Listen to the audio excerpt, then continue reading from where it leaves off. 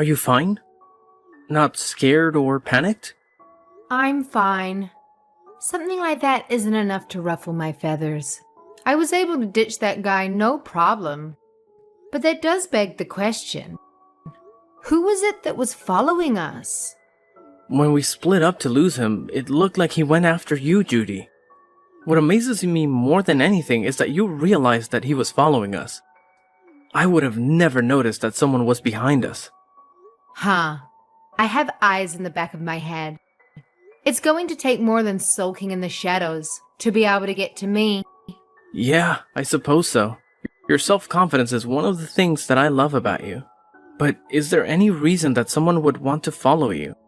Did you piss off any patients or their family members? Well, nothing comes to mind off the top of my head. I'm highly respected by my colleagues, and I'm well loved by all patients I work with. Again, that's not really something that you say about yourself, but that seems to be true whenever I go pick you up.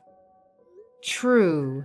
We were being followed, but I didn't feel any animosity from his gaze, and there was no aggression in his stance. You truly are something else, aren't you? It was so exciting. That was the first time in my life I've ever been followed.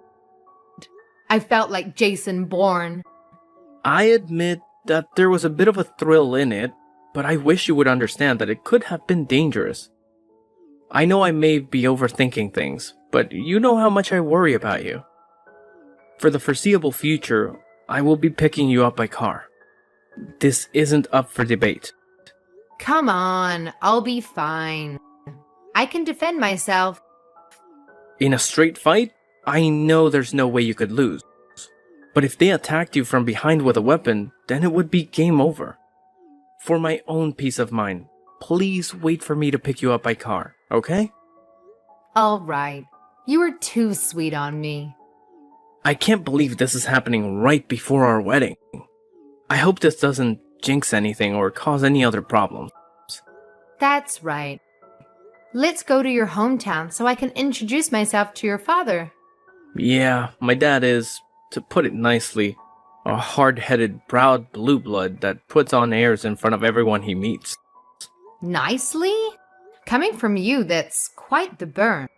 It sounds like a great challenge. But I doubt there's a family that wouldn't want me in their family. Again, where you get your self-confidence puts me in awe. But you're right, the rest of my family is already dying to meet you. My father is always going on about upholding the family name and how we should be careful about what kind of people we interact with. It was always embarrassing to hear him go on tirades about it. I just wanted to be a normal kid and enjoy what everyone else was doing. Can you believe that he called us modern-day aristocrats? Wow, that story is cringe. I know, right? I honestly thought about not going to visit him because he can be so pretentious and hard to deal with. Somehow he sniffed out who I was dating and demanded that he see you face to face. A sixth sense or some stupid thing like that, he said. Well, in most cultures, it would be unthinkable not to introduce yourself to the family, especially when we're about to get married. So I'm cool with it. Don't worry too much. You know me. I'll make it work out, and it'll be fine. I know you can get through any situation. I just don't want the experience to leave a bad flavor in your mouth. It's still not too late to pretend we never got his summons and leave him to stew on his high horse. No, we gotta do what we gotta do. I want to do things right.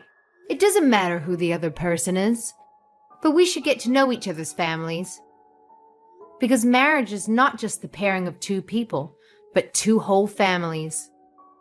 You're straight a shooter as they come. And of course, you're right again. I suppose I should just sit back and watch the sparks fly as the two most stubborn people I know meet for the first time. Soda and popcorn, recorded, uploaded, and went viral. I'll be fine. I'm an adult, and I can control myself. Let's just hurry up and meet up at home. You worry too much. Do you want that guy to pick up on my trail again? Oh, geez, no. Yeah, let's go home. Judy, where are you now? Are you okay? Are you hurt? I'm fine.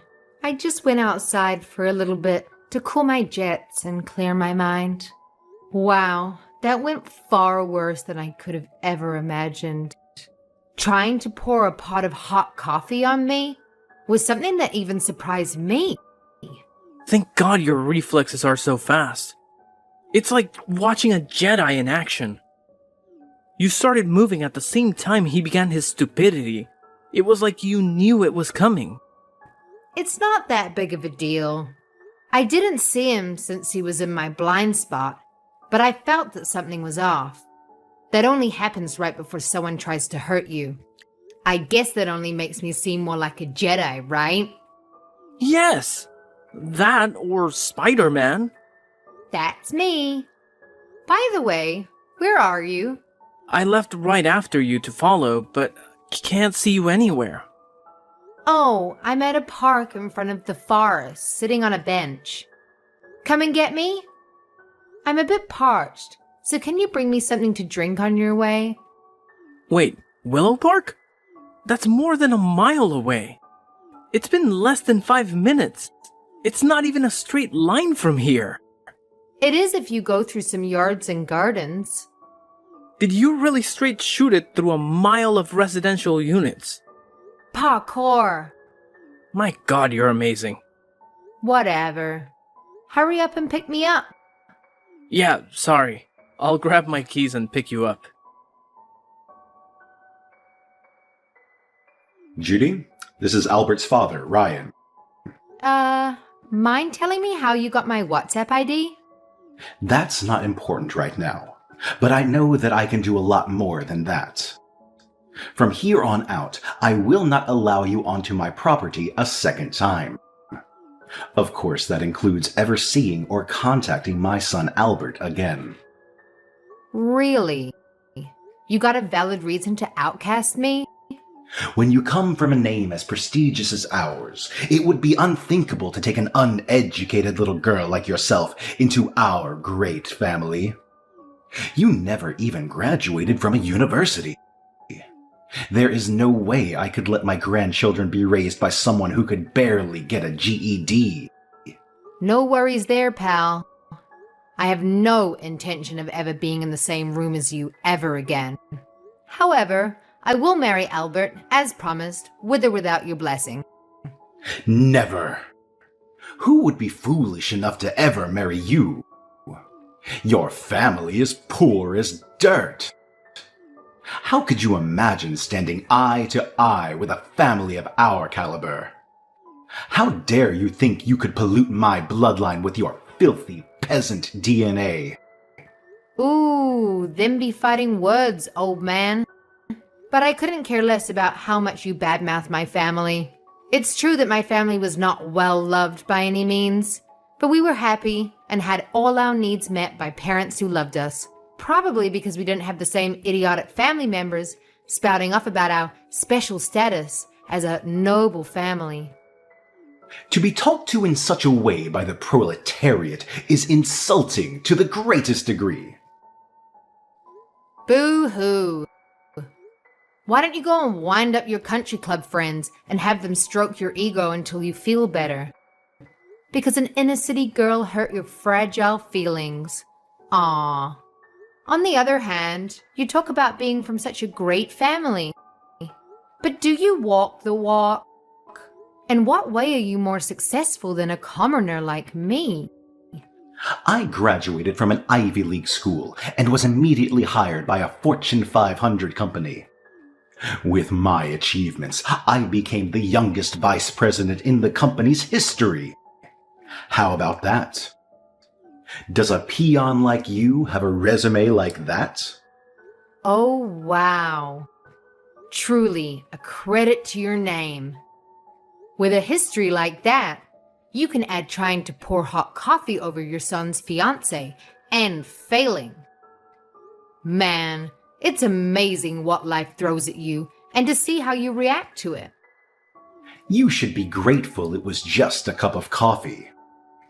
I can't stand that not only are you trying to marry out of your class, but you have the gall to talk to me in such a disrespectful tone.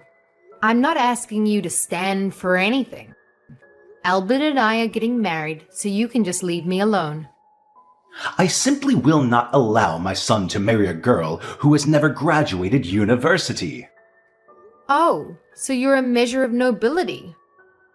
Is it proportional to a person's academic achievements? You do understand how dumb and stuck up that sounds when you say it out loud, don't you? Shut your filthy mouth. Don't think you can change your station in life by trying to marry up into our family. Every single person in my family has graduated from university just to show you how much we value education. If you push me any further, I will not be held responsible for what happens to you. Look, I really don't care what you try to do or why you think threatening me is going to scare me off. That only works on your subordinates at work. And on the subject of universities, you do know that I graduated, right? Graduating at 19 years old is what you've said. That is not university.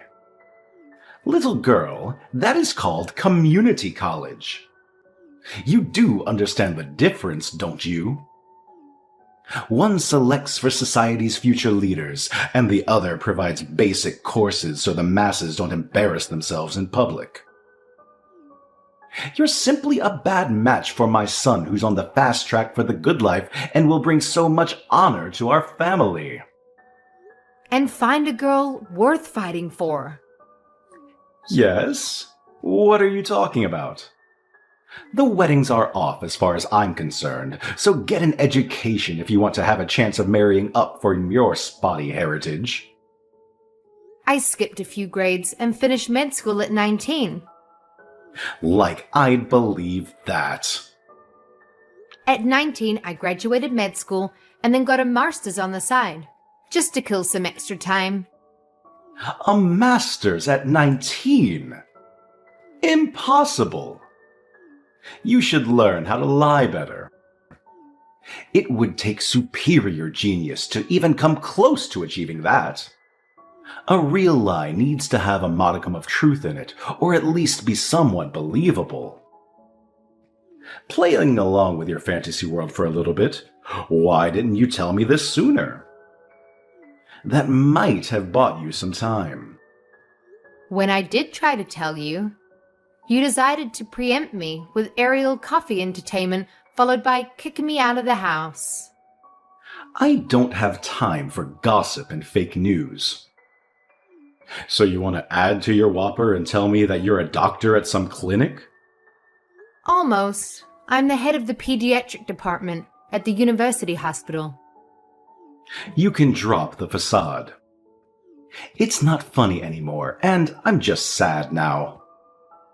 I've already looked into your past to have your old past in front of me now. Least of all, I know you're not a doctor, so you can come clean with me. Oh, it's good to see a Christian keep his part of the bargain. How do you know Christian? It's fine and dandy to use private eyes to get info on a person, but you really should use people who you know are good at their jobs. It was like being tailed by a blind elephant over the savannah. It was cute. You can try to hide, but whenever I turned around, there he was. Poor effort. After I got tired of that game, I got behind him and he almost soiled himself when I grabbed him by the collar. I then persuaded him to tell me who his employer was. Impossible. He's a 30-year veteran with us and served in a recon unit in his youth. I've been relying on him for years, and he's never made a mistake. You gotta be kidding. It was like playing peekaboo with an infant with no sense of space. Anyhow, I had him pass on false information to you in order to find out what kind of person you really are. I wanted to give you the benefit of the doubt, despite Albert's unflattering portrayal of you. So I told Christian to hide the fact that I'm a doctor. Albert and Christian both. Can you blame him? with your temperament and outlook, I've also taken the liberty to release our chat logs and the dirt I've dug up on you and your investors. What? Why would you do something so unnecessary? Well, according to your words, it would be unacceptable to allow dirty blood to pollute the system, right? The same goes for business. One bad apple can cause the whole batch to go bad. Isn't that how the saying goes? You're saying I'm the problem? Impossible! I've done so much for the company. They wouldn't do anything to me, would they? Dunno. Tell that to the person who's going to be reviewing your case and deciding your fate. Telling me of your triumphs and tribulations is just a bother. Why would anyone at my company trust you? How could you even get anyone on the board's attention? I'm a very famous and popular doctor in higher circles, so I do have acquaintances in almost every industry. In fact, I've known about you for a while. I've not even told Albert about this part of me. I'm about to teach you how to really get dirt on people. Haven't you had enough fun at my expense? How long must I put up with your blasphemy? Do you have any idea who you're dealing with? Have you any clue what I will do to you if you make me your enemy? Fully. Because I have no fear of some unemployed old man who got fired from his job for being a toxic lowlife. Fired?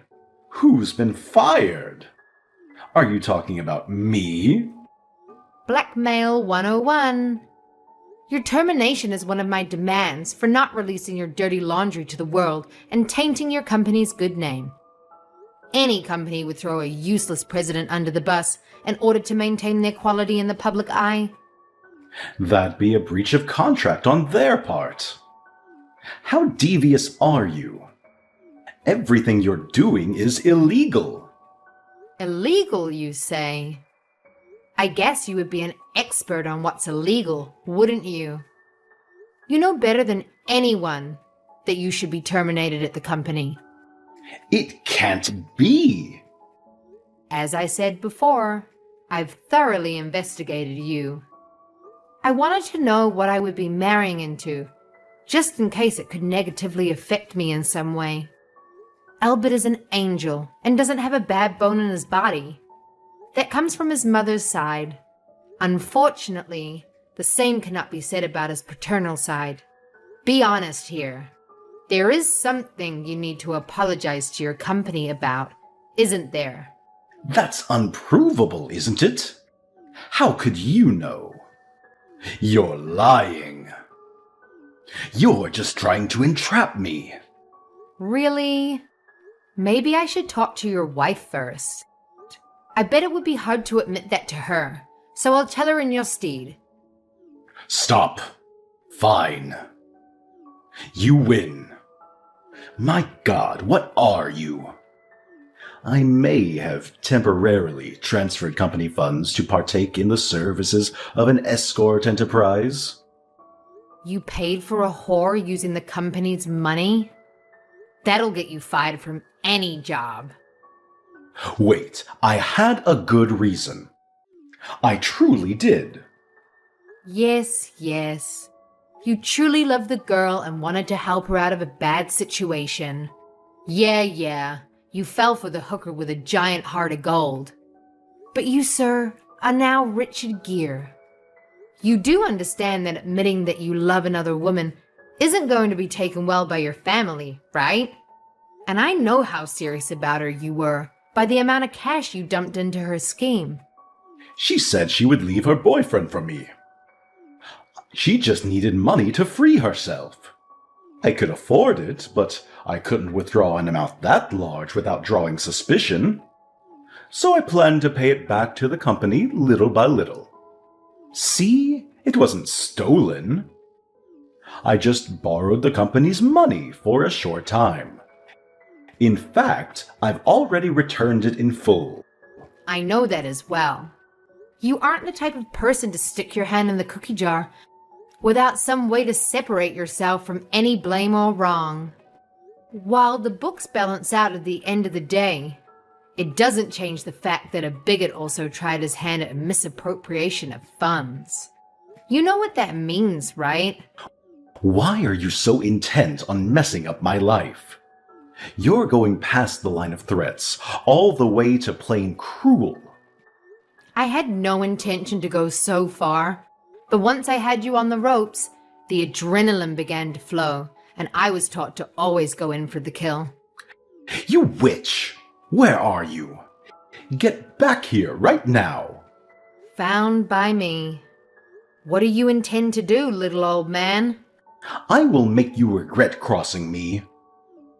Get back here so I can teach you a lesson you'll never forget. Lines fitting for a bargain bin gangster before the main character puts him in his place. Hardly the words meant for a beautiful young, strong-headed woman like myself, unlike a crotchy old hidebound materialistic fogey. Whoa! I feel like the protagonist in a superhero movie. I feel a little sorry for you. But wait a tick, I'll be with you in 2 shakes. Well, we'll see if that mouth can spout the same poison after I'm done with you. You've had enough yet? Want to go another round? I don't think the results will change, but the offer still stands. What are you? How are you so fast and strong? I'm as fit as a 30-year-old and was an amateur boxer through school. My dad was a drill sergeant and was a part-time UFC fighter to make ends meet. Since we could stand, he trained us all in self-defense and self-reliance. A UFC fighter?